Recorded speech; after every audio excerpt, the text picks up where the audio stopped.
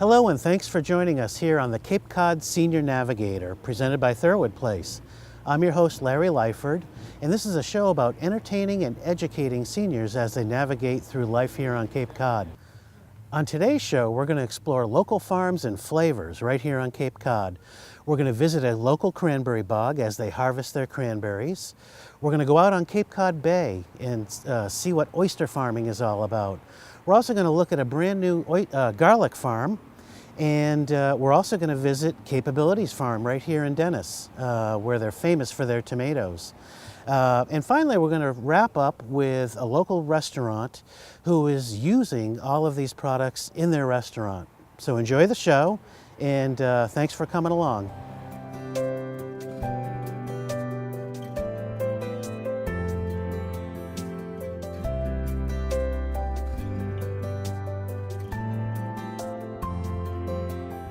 Today we're here at CapeAbilities Farm with James Barnes. He's the farm director. And James, how long has the farm been here? And tell me what it's all about. Okay, yeah. The farm was started in 2008. We received a generous donation from the Milligan family that allowed us to do that. And CapeAbilities Farm is part of CapeAbilities, which is a nonprofit organization that right now is supporting over 350 adults with disabilities across Cape Cod through all kinds of programs: housing, transportation, job placement, job coaching. Really, we are in the business of trying to help people find their meaningful role in society. And CapeAbilities Farm fits into the vocational program. People come here that are trying to find their way into the community, basically to find a job in the community. I know that for me, I get a lot of meaning in my life from my job, and we're just trying to have a gateway for people to have that opportunity. That's great. Learning practical skills. Yeah. So they receive some training here.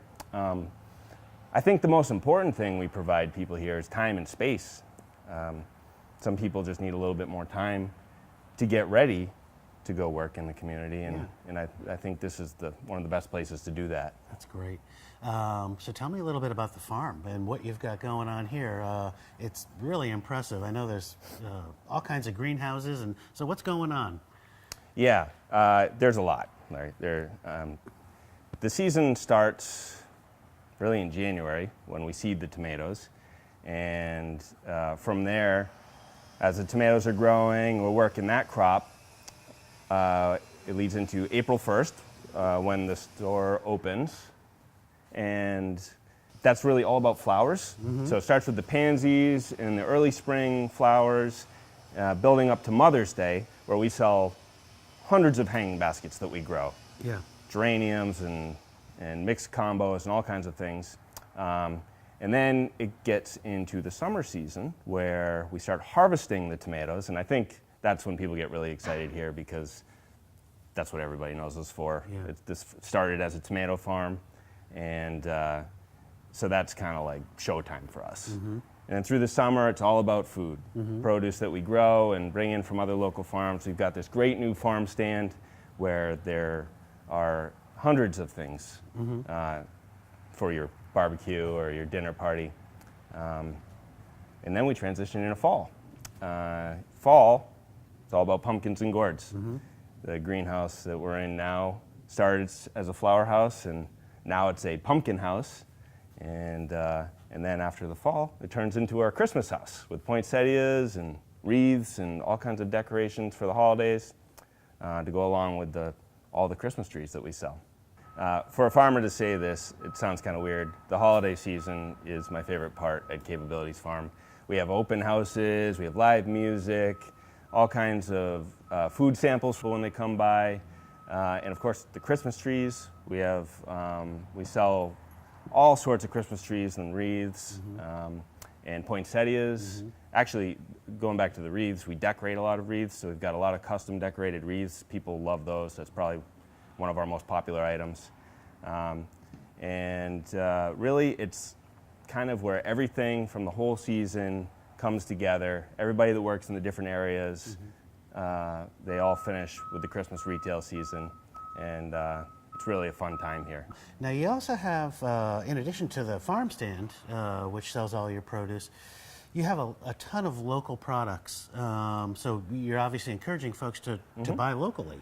What kinds of things do you have in the store? Yeah, so it's really important for us to be an important partner with businesses in the community.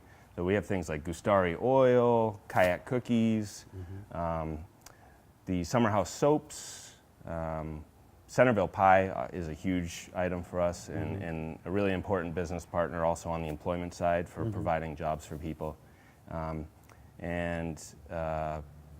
Cape Cod soy candle. I mean, there are dozens. All right, so we talked about the greenhouses, but tell me about the tomatoes. Oh, of course, Larry, you want to talk about tomatoes. Everybody wants to talk about tomatoes. You know what? I think the best thing to do is get you out in the greenhouse and show you, because seeing is believing. And also, we'll show you a way where you can grow tomatoes on your deck railing at home. Awesome.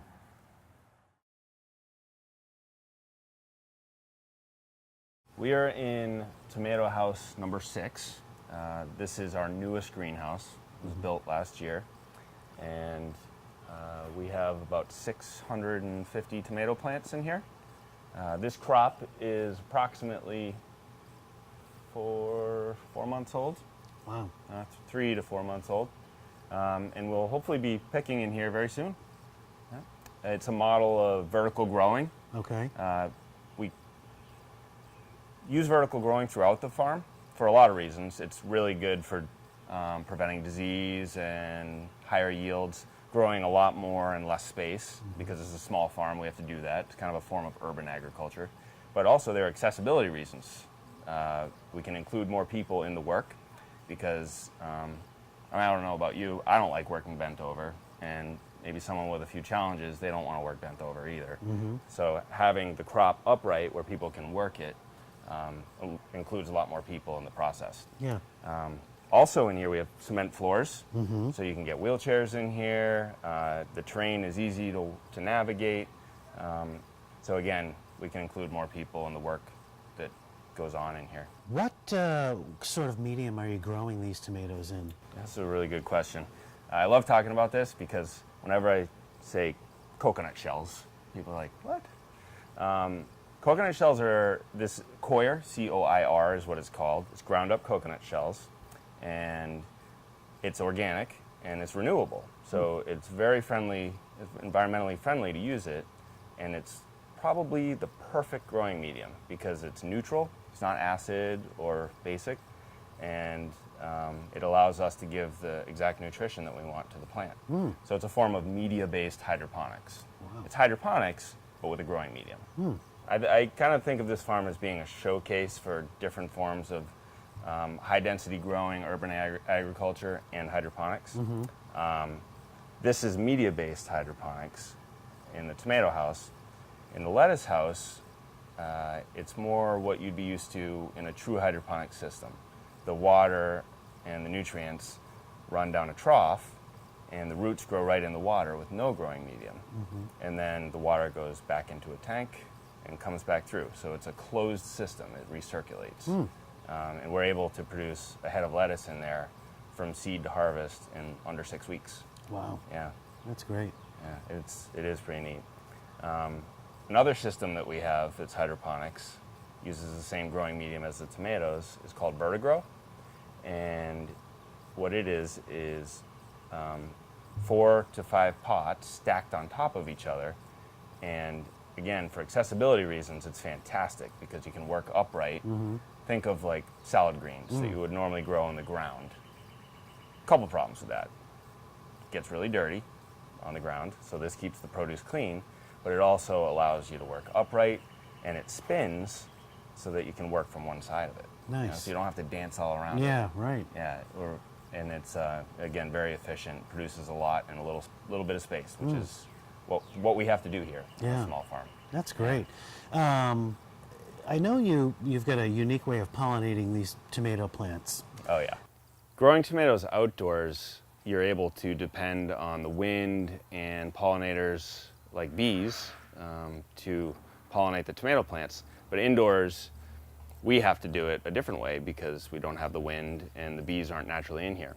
So later on in the crop, we'll introduce bees when it's bigger, but for the first 3/4 of its life, we mechanically pollinate with a toothbrush. Now you can buy a veggie pollinator at your local internet store for over $100, or you just score yourself a nice $30 Oral-B toothbrush from your drugstore, and it does the same thing.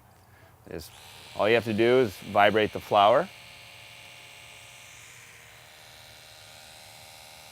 just for a second. So this is all we do. We go to each flower, and you'll see the pollen fall right out of it when you're up close. And it's just letting the pollen fall from the female part of the flower, the male part of the flower to the female part of the flower. And that's all the bumblebee does. Interesting tidbit about bees and tomatoes, honeybees will not pollinate tomatoes, only bumblebees will. So that's why we use bumblebees later on. Mechanically pollinating is something that you can do at home as well, indoors or out. It will increase your yields as much as 40%, some studies have shown. So what is the other benefit of growing indoors? Well, I think, to speak broadly, we can control everything. And when you can control everything, you're able to, you don't have to use pesticides. So tomatoes, for example, out in the rain, get foliar diseases like crazy. All over the fruit and the leaves, fungal diseases, some bacterial stuff. In the greenhouse, we don't have to worry about that, so we don't have to spray pesticides like you would outdoors. Also, because we're closed, we can use beneficial insects to control the bad insects. So we release things like ladybugs, predatory mites that attack other mites and other insects, and we're able to build, I would call it, a biological community in our greenhouses so that we don't have to spray chemical pesticides. I'm here with Hank Saversky, a farm employee. Hank, why don't you tell us a little bit about what you do here at the farm? Well, for one thing, I've been working at the farm for 2 years now, and I've been helping at the store, and I've been doing some gardening, and been working at the register most of the time, and I break down boxes. I do some pricing. What's your favorite thing to do? My favorite thing to do is the register, because it's a learning skill. It's good process, and for me it's a whole new experience. And all right. Well, you're going to help me plant the window box today, so yes. Don't run away. Oh, don't worry, I won't. When we were in our tomato houses, you saw how we grow vertically. We have really tall plants growing up strings so that we can work upright. That can be kind of hard to do at home, but what you can do is apply those principles by growing upside down. And that's what we're going to do here. We're going to plant a window box, or a railing planter. This is a railing planter from a company called Bloom, and it sits right on any size railing. And we're going to plant the tomatoes so that they spill out of the planter, and you get all the same principles. The air movement through the plant, they're going to be up off the ground so that you don't have to work bent over, and you're going to have better, cleaner fruit. All the things that we have in the greenhouse, minus the greenhouse, of course. You still get some rain on them. So Hank, why don't you help me install these? What we're going to do, we're going to plant the tomatoes kind of sideways so that they're spilling out. Yes. And then we've got some Italian parsley and basil that we're going to be our filler on the top. Oh. Yeah. All right. All right. So why don't you pop this plant out, and I'll pop this one out. Just take it right out of the pot. So just pop this one out? Yep. Okay. Just take the whole thing out, I suppose. And just lay the plant down for a moment. Okay. We'll take the pots over here. Okay. So you're going to actually plant that Yep. sideways. Sideways. Like so. Just like that. So that the plant gets a start on going out of the box. Yeah, of course. So why don't you try doing that on this one? Okay. So you're going to dig a little hole. dig a hole. Yeah, pull the plant up. There you go. Now we're going to take some of the soil, and go right around it. Okay. So you can, tomato plants you can be almost rough with because they're very resilient and they will send roots out from anywhere. Yes, of course. They'll root right. You could plant a tomato plant upside down, Hank, and you get roots out of it. Yes, of course. All right. So now, how about I'll do the Italian parsley, and you Yeah. plant the 2 basil in the back. Oh, sure. You can do that too.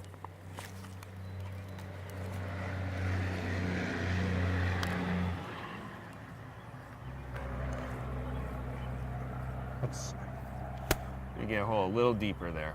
deeper. Yeah, so a little bit up. Get a good scoop. Get in there, like you mean it. All right. There you go.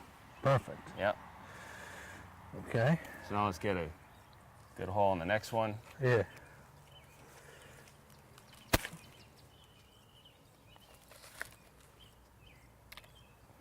Dig a hole in there. Yep. Little deeper. Deeper. So this is different than the tomatoes. These are going to be planted traditional style, just upright. Yeah. There you go. Perfect. And we do a nice little finish on there. Yeah, we do. And then you'd want to add an organic granular fertilizer to the top of the box and water it in. Yep. And boom, you're done. You got a little vegetable garden right on your deck railing. So you can get all the supplies you need for this railing planter at CapeAbilities Farm. And most of the plants we grow, so you're helping create jobs by purchasing our plants. And make sure you ask for Hank when you come in. He's happy to help, right, Hank? Right. Good job, man. Thank you so much. All right. All right. So James, what does it take to accomplish all of this? I think it takes everyone. It takes volunteers. It takes donors. It takes the wonderful individuals we serve that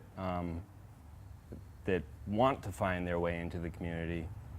It takes business partners that want to try to help grow their business by supporting CapeAbilities, like Cape Cloth, a great example of someone who partnered with CapeAbilities to help us raise money, but also has benefited their business and has become one of the best items in our store.